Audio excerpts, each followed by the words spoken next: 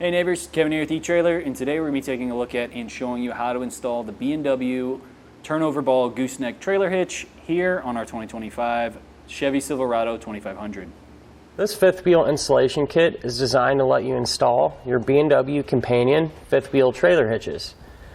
The underbed design of this kit allows for full truck bed access when you're ready. It's under 5 minutes to convert your empty truck bed into a fifth wheel hitch.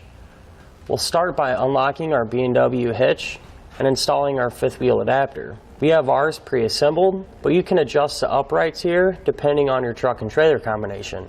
At this point, the hitch is ready to attach to the trailer.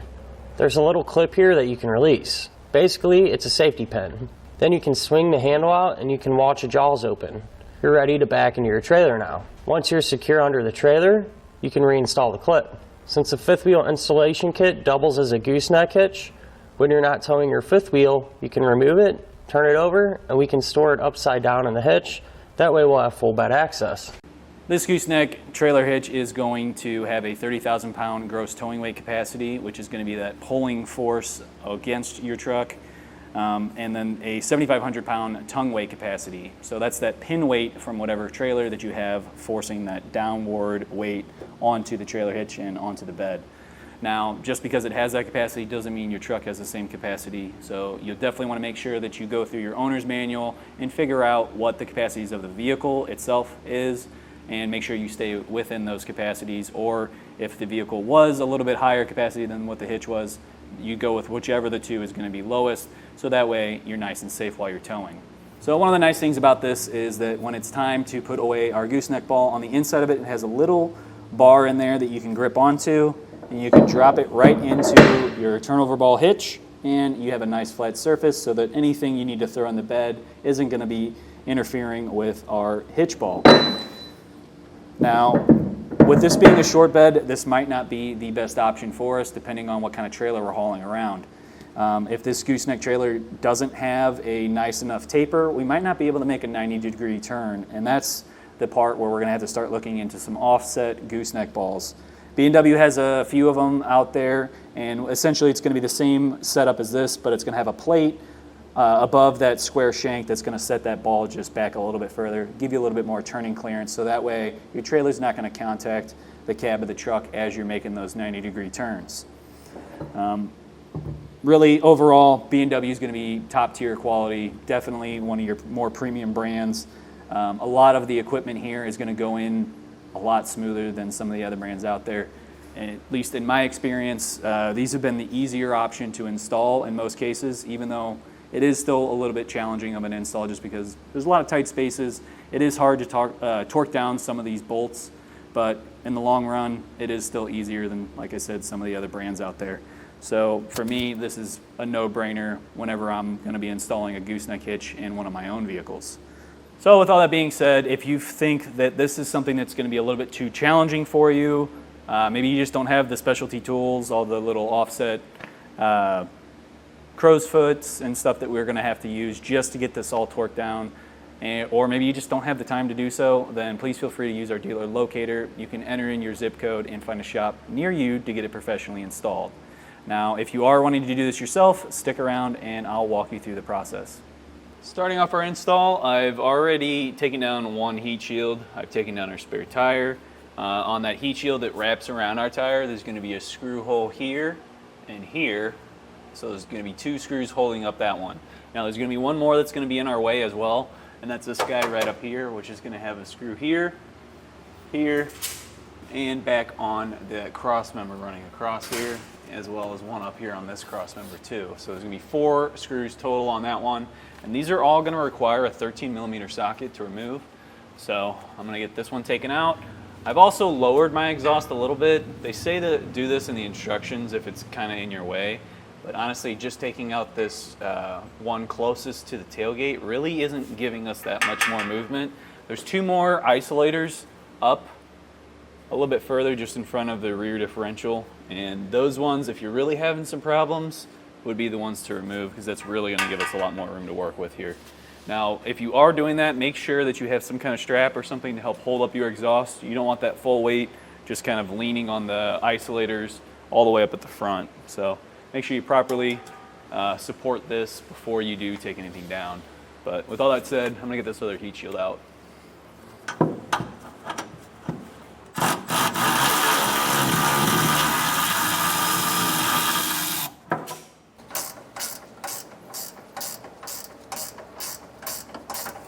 For the 2 screws that are on the frame rail, you'll most likely need to switch over to a ratcheting wrench. I wasn't really able to get a socket on it even with a short well.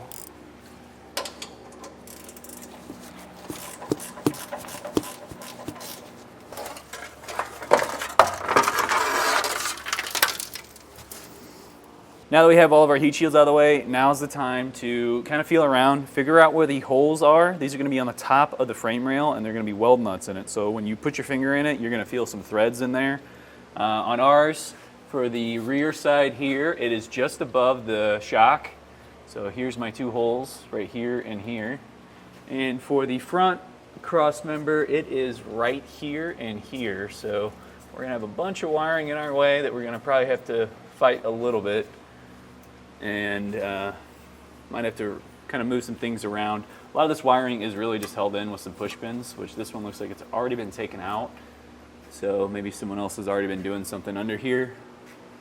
Same thing over on the other side. Luckily, passenger side, wide open, super easy to get to. So the only thing we might have to fight over here is just the exhaust.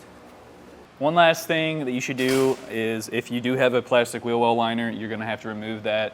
When it comes from the factory, it should have a T15 Torx bit screw in it. So you'll just have typically 3 screws because it's mounting right up here to these square like carriage bolt holes.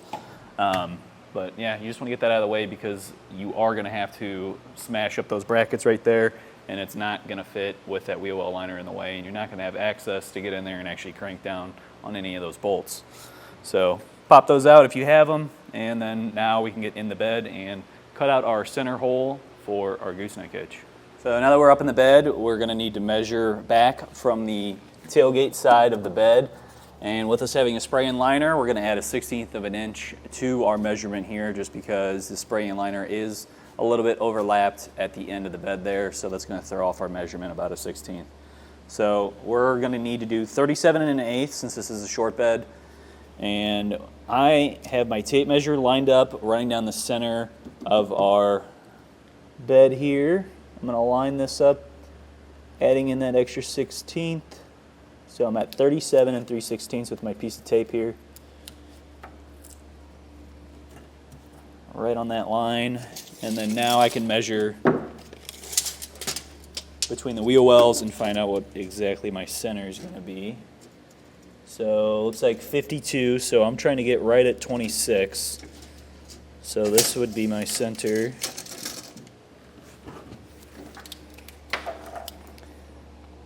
Right there. So now that I have that marked, we can hit it with our center punch.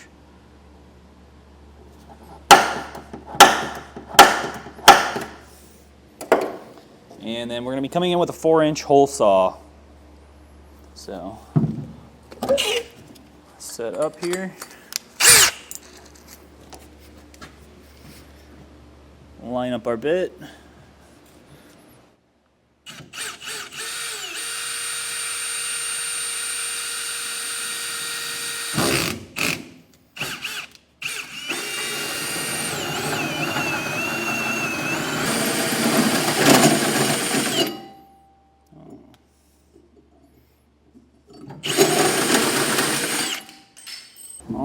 Now with that cut out, we're going to come back with our vacuum, clean up the area, and we're also going to file around this hole.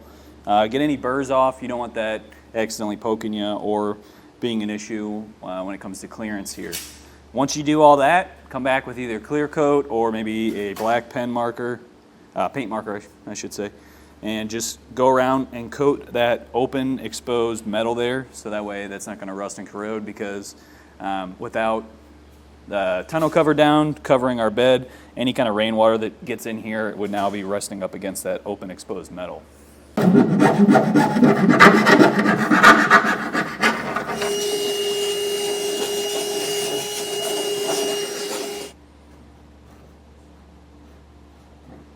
right, now we can start assembling our cross member here. So this is going to be the forward one, the one going towards the cab. Now I want this to sit, it's going to sit essentially just like this right on top of the frame rail, with this bracket butting up with those weld nuts that we found on the top of the frame rail. So for this one, we want our bolts with the bolt head facing towards the front of the vehicle and the nut side facing in towards the rear.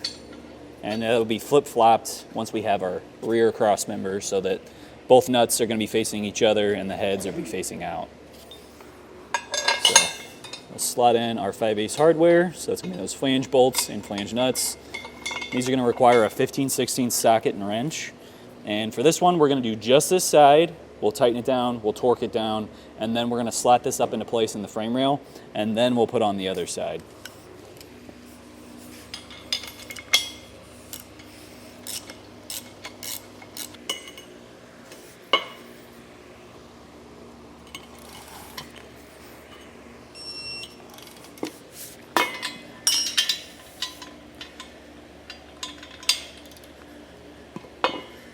Now that we have that on, we can slot that up on the driver's side. And then this is where having your exhaust loose is going to be part of the problem here. So now we're fighting that. Plus we've got brake lines in the way, so there's really not much room to maneuver here. Let's see if I can maybe get it up over that hump this way. There's not going to be enough room to come back. I'm going to play around with this just a bit and then figure out what's going to be the best way to get this slotted in.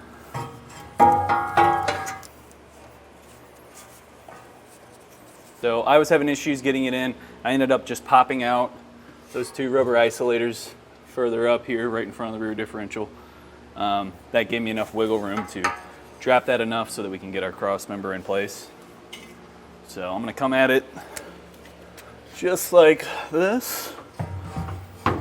Get up on that ledge there, or the frame rail, pull down on our exhaust, and then we can slide it fully up into place. I'm going to have it rest on my exhaust for just a minute though, while I go and grab the other side of our bracket here. We're going to be installing our bracket the same way we did over on that other side. We're going to have it with the slot of this facing up, and we're going to slot in our two bolts from the back side, so that way the nut side is facing us, so that way we can get a torque wrench on there and tighten that down.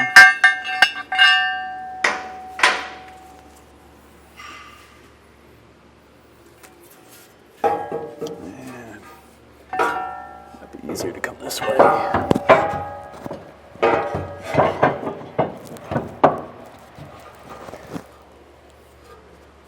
I'm going to start with the closest one to the center to help hold it, because it's kind of pivoting at that point.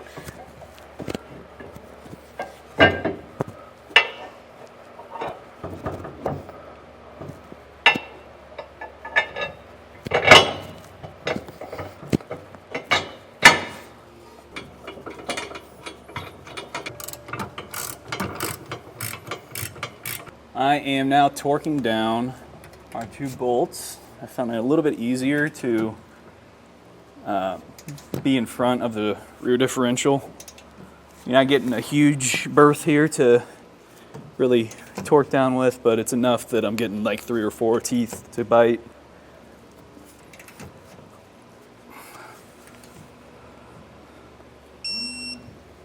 For the rear cross member, we're going to be doing the same thing.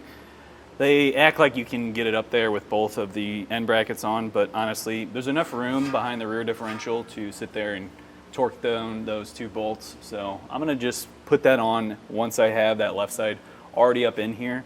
Then I don't have to worry about trying to fight any kind of clearances, especially with our exhaust being right in the way there. So I'm going to, like I said, just repeat that process with the rear cross member.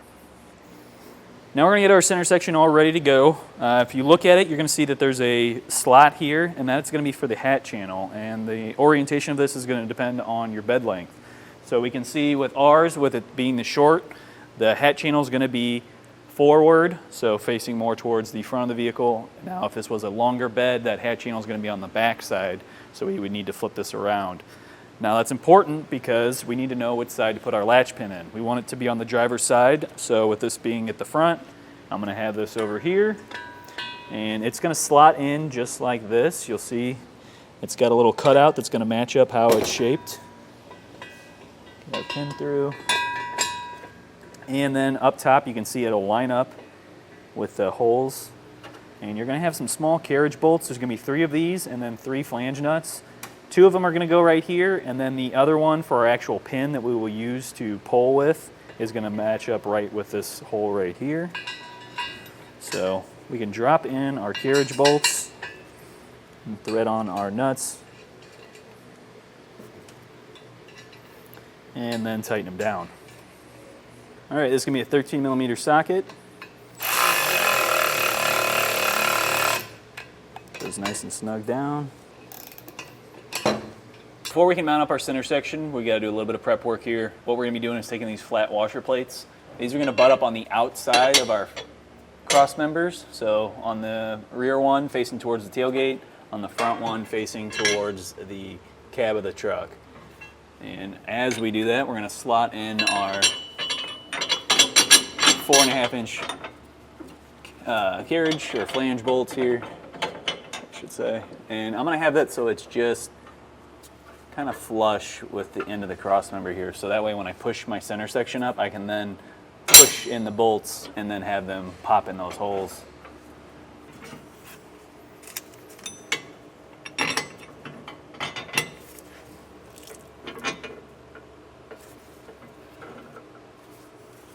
Push my center section up.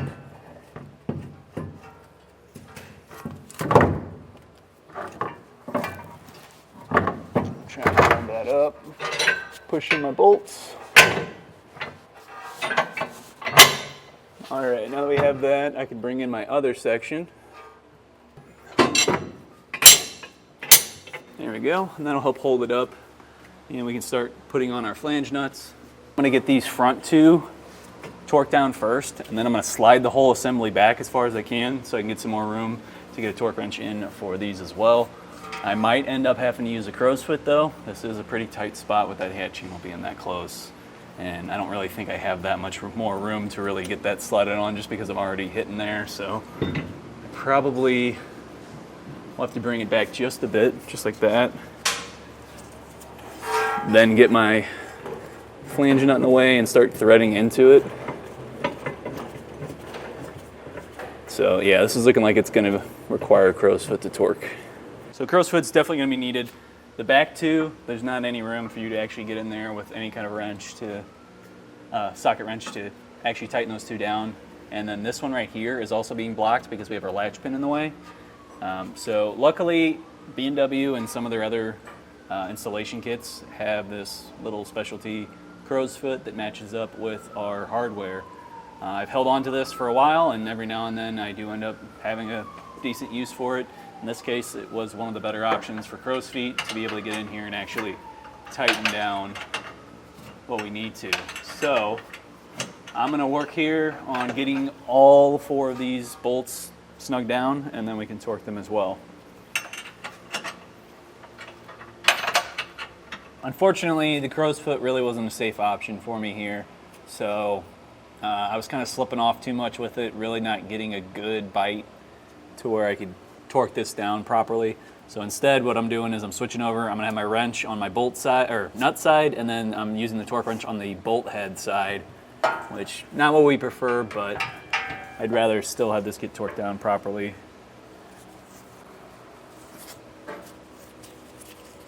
Switch over. Not much room here, real tight tolerance, so you can kind of see maybe. I added a second strap onto the exhaust and have it just kind of pulling it over to the driver's side just a bit more. There we go. All right, so for the back side here, both of those I'm probably gonna have to go on the back and not use a crow's foot. The ones up here in the front, I can probably get to. I think I'll just need to switch over to a short well socket. So like this one, free and clear, no problem. This guy over here, because of the latch pin being in the way,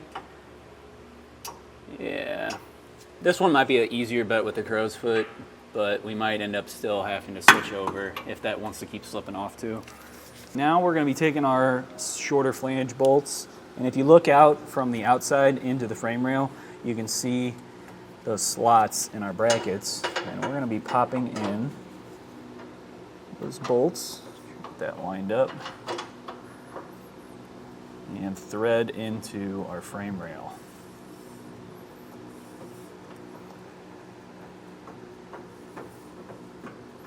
And we're going to do this, I'm a little bit off. We're going to do this with 2 on this side, 2 on this side, and then another 4 over on the other side.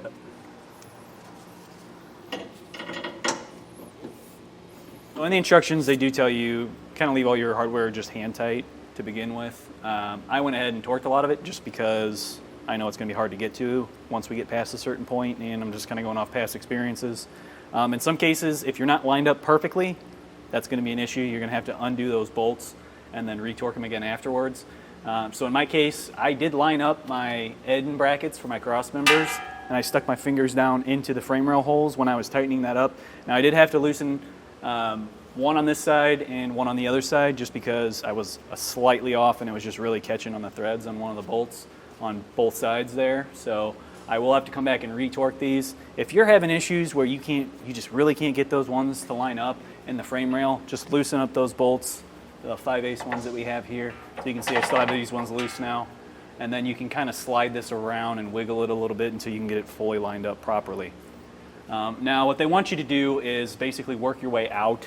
So you'd get the center section torqued down, then you'd get these brackets torqued down, and then you'd come back and do the M14 bolts that are in the frame rail. If you can't get to the M14 without lifting the bed, then they do say in there, just get it as tight as you can with hand tools. Don't add an extension and try to torque it. They say that that's going to over torque it a little bit, and we don't want to do that because these are going into weld nuts, and if you over torque a weld nut, you're going to end up snapping it off inside the frame. So with all that said, I'm going to go back and torque it, and then we are supposed to recheck it once we do have all of the bolts torqued, just to make sure that nothing shifted while we were torquing down the other ones. But after all that's done, we're going to go up into the top of the bed and we'll start working on our safety chain loops, which will be here and here.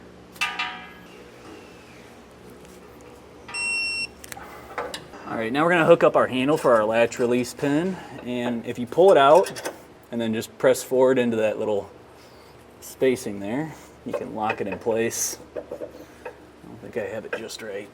It's sticking a little bit for me. And then we're going to have that last carriage bolt I was talking about, and that's going to slot through on this side, so that way that square head meets up with that and it won't be spinning on you. And then I've already got the handle thrown over there. I'm going to pop that on, and then we'll thread on that last little flange nut.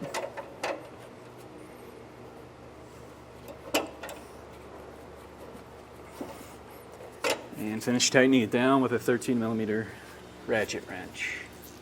Now with everything torqued down and then rechecked for torque, we are going to get our safety chain loops in place, and to do so, we're going to drill a pilot hole from the bottom. So I'm going to use my center punch once I get it exactly where I want it.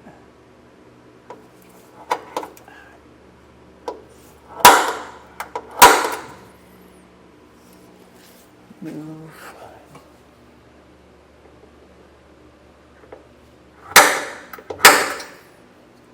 I'm going to do this in each one of our holes. We'll drill up, that way we can have that pilot hole to go through, and we'll come from the top down. And we're going to be drilling out an 11/16 hole.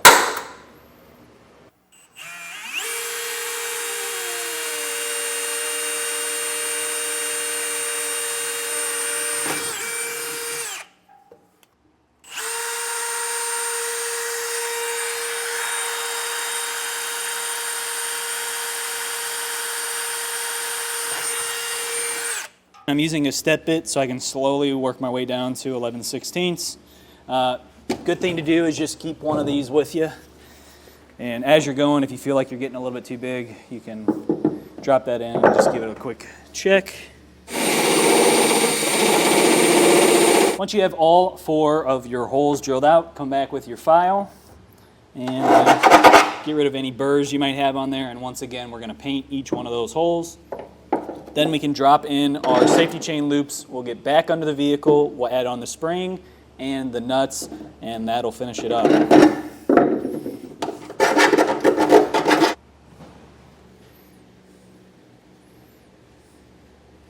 Now on the bottom, we're going to have our little spring here, and that's what's going to help keep these retracted when they're not in use. And then when you do need to use them, they'll compress so you can pull it up, hook on your safety chains, and be good to go. Now we want to make sure that we're putting it with the shorter end or smaller side here facing down, because that's going to be up against the nut right here. If you went with the other one, it's going to pass right through it and fall off. So we'll push that up. Now you're only going to get like 1 or 2 threads on here because this is a lock nut. You can see the little indentation on one of the faces here. So there's little crimps basically in, and that throws off the thread to where it's going to basically cross thread itself so that it can't back off once it's on. So we'll need a 15/16 wrench again, and we're just going to snug this down until the face of the bolt is matched up right here with the face of our nut.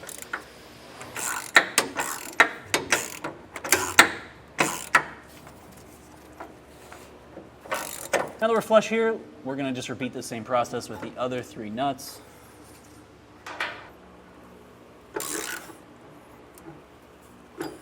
With your safety chain loops installed, you can now reinstall your heat shields.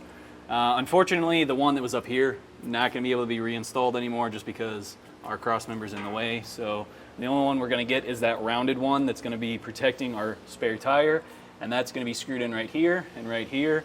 So just 2 screws, up, ready to go.